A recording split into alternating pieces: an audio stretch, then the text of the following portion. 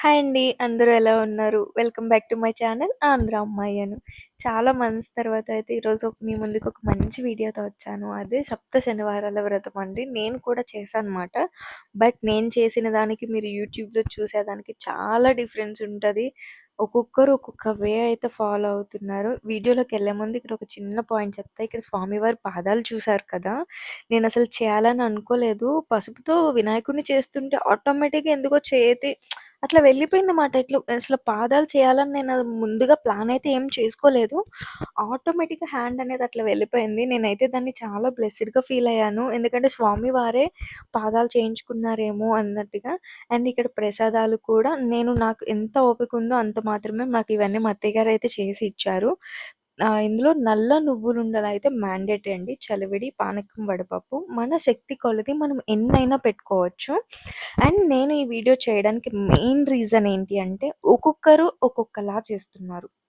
కొంతమంది అయితే వ్రతం చేయాలని ఉన్నా కొంతమంది మొత్తం గుప్పలకి పోయి చేస్తున్నారు కదా! అమ్మో! ఇన్ని చేయాలేమని డబ్బు లేక కొంతమంది ఆగిపోతున్నారు. ఇంత నిష్ఠ చేయాలా అని భయపడి కొంతమంది ఆగిపోతున్నారు. సో, అలాంటివేమీ ఉండవండి. అలా ఎవరైనా అనుకుంటే దయచేసి ఈ వీడియోని ఎండ్ వరకు చూడండి.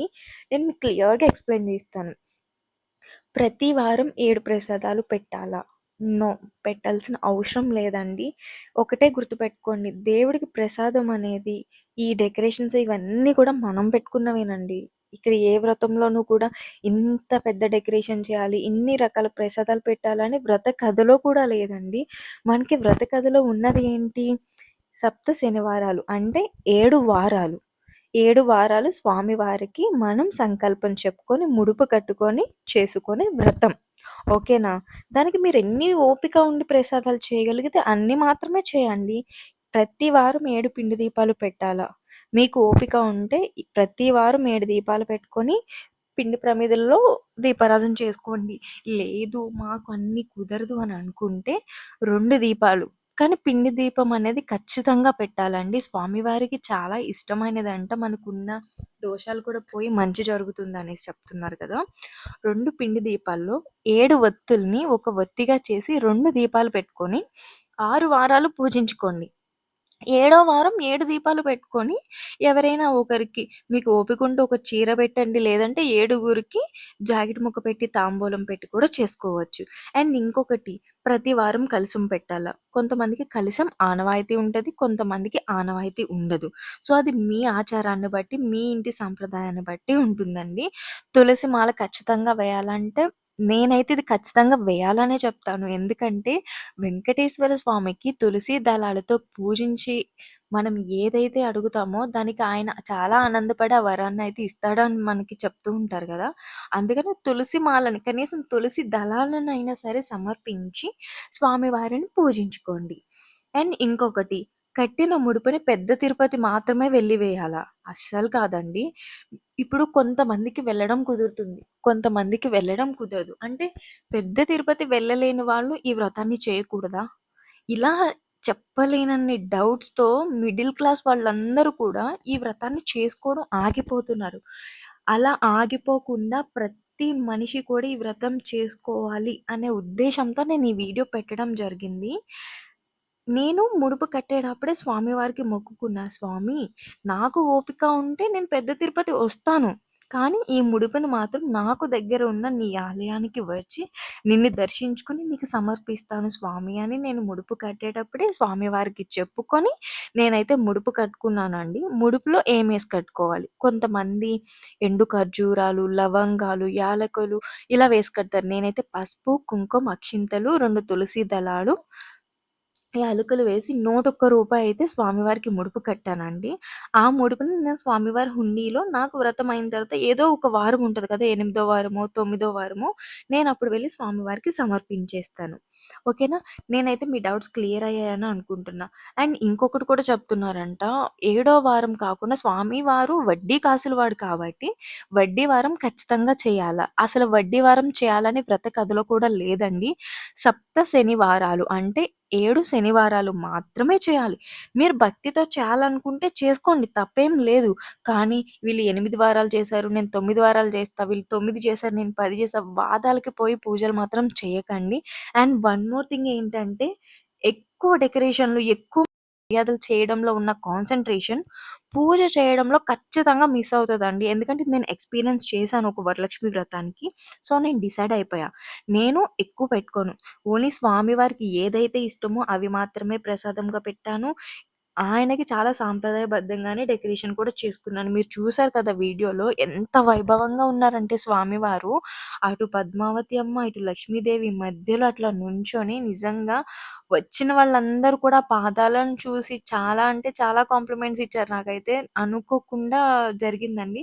మనం అనుకుంటాం చాలానే కానీ చేయలేం. స్వామివారి అనుగ్రహం ఉంటేనే చేయగలం. ఈ విషయంలో మాత్రం నేను లిటరల్లీ ఫుల్ బ్లెస్సెడ్ అండి. స్వామివారు నాతో పాదాలు చేయించుకున్నాడు అనేసైతే నేను నిజంగా హ్యాపీగా ఫీల్ అవుతా. ఒక కోరికైతే కోరుకున్నా. అది జరిగినా నాకు మంచిదే. జరగకపోయినా కూడా మంచిదే. ఆ కోరిక నాది కాదు. యాక్చువల్లీ ఈ వ్రతం నేను చేసింది మా హస్బెండ్ కోసం చేశాను. నాకంటూ నేనెప్పుడు ఏ వ్రతం చేసుకోనండి. ఎందుకంటే మనకి ఏది రాసి పెట్టుంటే అది జరుగుతుందని తెలుసు. కానీ కొన్నిసార్లు మనం చేసే పనికి మన సంకల్పం ఒకటే సరిపోదు. దైవ సంకల్పం కావాలి. దేవుడిది మన బ్లెస్సింగ్స్ కూడా ఇంపార్టెంట్ కదా! అందుకని చెప్పైతే నేను దేవుడిని అడిగా. మేమొక పని చేయాలనుకుంటున్నాం. అది మంచో, చెడో మాకైతే తెలీదు స్వామి. నీకే వదిలేస్తున్నా. మంచి దారిలో తీసుకువెళ్ళు అని చెప్పి నేను స్వామివారికి అప్పచెప్పానమాట. సో, అదండి. నా కోరికైతే నేను అనుకోనిది కూడా ఉంది ఇందులో ఒకటి. ముడుపు కట్టకుండా కూడా నేను స్వామివారిని ఒక చిన్న కోరిక కోరుకున్నాను. నేనొక పని చేస్తున్నా స్వామి అవ్వాలి అని. నేను కోరుకున్న 4 వారానికే ఆ కోరిక నెరవేరిపోయింది. సో, దానికి కూడా నేను దేవుడికి చాలా చాలా థాంక్స్ చెప్తున్నాను. నేనైతే ఒకరికి బట్టలు పెట్టుకున్నానండి. ఒక 15 మెంబర్స్ మా ఇంట్లో వాళ్ళమే ఉన్నాము. 15 మంది వరకు ఉన్నాం. మేమైతే భోజనాలు పెట్టుకొని అండ్ స్వామివారికి నేను స్వయంపాకం అంటే అయ్యగారు పంతులు గారికైతే స్వయంపాకం ఇచ్చుకున్నాననమాట. ఎందుకంటే ఇంటికి ఆ రోజు నేను పిలిచాను ఒక పంతుల్ని. బట్ అన్‌ఎక్స్‌పెక్టెడ్‌గా ఏదో వర్క్ ఉండి వెళ్ళిపోయారు. ఒక బ్రాహ్మణుడికి భోజనం పెట్టాలి. అది మాత్రం ఖచ్చితం. భోజనం పెట్టడం కుదరని వాళ్ళు ఒక రోజుకి భోజనానికి సరిపడా వండడానికి ఏ అయితే ఐటెమ్స్ ఉంటాయో మనం స్వయం పాకం అంటాం కదా! ఈ ఐటెమ్స్‌ని తీసుకువెళ్ళి మనం గుడిలో ఒక బ్రాహ్మణుడికి మనకు తోచినంత డబ్బులిచ్చి స్వయం పాకం అయితే సమర్పించి రావచ్చండి. ఖచ్చితంగా అందరికీ భోజనాలు పెట్టాలని లేదు. కొంతమంది జాబ్ చేసుకునే వాళ్ళుంటారు. కొంతమందికి హెల్త్ ప్రాబ్లమ్స్ ఉన్న వాళ్ళుంటారు. కానీ వ్రతం చేసుకోవాలని ఉంటది. ఇలా ఇన్ని నియమాలు, ఇన్ని పెట్టుకుంటే అందరికీ పూజ చేయడం సాధ్యమవుతుందా చెప్పండి? అవ్వదు కదా! సో, ఇలాంటి భయాలైతే ఏం పెట్టుకోకండి. సింపుల్‌గా ఒక్కటే మీరు వ్రతం చేయాలనుకుంటున్నారా? స్వామివారికి ముడుపు కట్టుకోండి. 2 పిండి దీపాలు నువ్వుల నూనె గాని, ఆవు నెయ్యి గాని వేసుకొని చలివిడి, పానకం, వడపప్పు, నువ్వులుండలు పెట్టి స్వామివారికి పొద్దున, సాయంత్రం కుదిరితే 2 పూటలా చేసుకోండి. కుదరకపోతే ఒక పూటనే చేసుకోండి. ఏడవ వారం ఎవరైనా దంపతులను పిలిచి మీరు పెట్టినా ఓకే. పెట్టకపోయినా కూడా ఓకే. భోజనం పెట్టండి. ఏడుగురికి తాంబూలం ఇచ్చుకోండి. అది మాత్రం ఖచ్చితం. ఎందుకంటే మనం 7 వారాలు చేసాం కదా! ఒక ఏడుగురు తాంబూలం ఇవ్వడం అనేది పెద్ద కష్టమైన పనైతే అస్సలకి కాదండి. ఎందుకంటే ముత్తైదులకి తాంబూలం ఇచ్చి బ్లెస్సింగ్స్ తీసుకోవడం మనకే చాలా మంచిది. జాకెట్ ముక్క, తాంబూలం, గాజులు ఇవన్నీ పెట్టయితే నేను కంప్లీట్ జేసుకున్నాను. ఇదంతా అయిన తర్వాత మేమందరం మా ఫ్యామిలీ అంతా కలిపైతే టెంపుల్‌కి వెళ్ళాం. ఆ రోజు నిజంగా నాకు ఏడో వారం పూర్తయింది. శ్రవణ నక్షత్రం అంట. అంటే స్వామివారు పుట్టిన నక్షత్రం. ఆ రోజే నా వ్రతం కంప్లీట్ అవ్వడం కూడా నాకు చాలా హ్యాపీ అనిపిచ్చింది. మొదలుపెట్టిందేమో ఏకాదశి రోజు మొదలుపెట్టాను. నాకు ఏడో వారం పూర్తవ్వడం కూడా స్వామివారి జన్మ నక్షత్రం రోజే పూర్తయింది. పంతులు గారు ఒకటే చెప్పారు, "అమ్మా ఈ వ్రతం చేయడం కంప్లీట్ చేయడమే ఒక మంచి పని. ఆ స్వామివారు పుట్టిన నక్షత్రంలో నువ్వు పూర్తి చేసుకున్నావు కాబట్టి నీకింకా మంచి జరగాలని కోరుకుంటున్నాను" అని పంతులు గారు కూడా చాలా హ్యాపీగా ఫీల్ అయ్యి అయితే మాకు బ్లెస్సింగ్స్ ఇచ్చారండి. చాలా అంటే చాలా ఆనందమేసింది. 7 వారాలు కూడా మీరు చెప్తే నమ్మరు. ఎలా గడిచిపోయిందో తెలీదు. ఎంత స్పీడ్‌గా అయిపోయిందండి. ఒక్క వారం కూడా ఆటంకం లేకుండా పూర్తి చేసుకున్నాను. అది నాకు స్వామివారు ఇచ్చిన అనుగ్రహం అండి. ఎందుకంటే ఆడవాళ్ళకి ఖచ్చితంగా 1 లేదా 2 సార్లన్నా మెన్స్ట్రుయల్ ప్రాబ్లమ్స్ వస్తాయి. Monthly problems problems.